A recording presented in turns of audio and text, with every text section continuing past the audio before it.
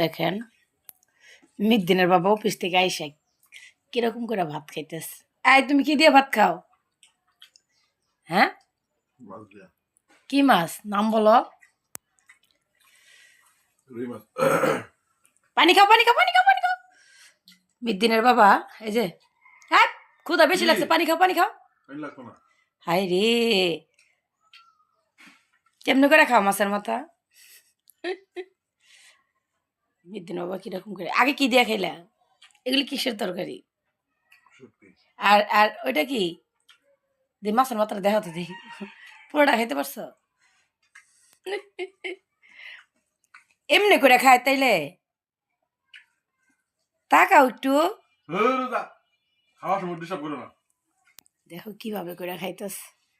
এইভাবে বলে ভাত খায়?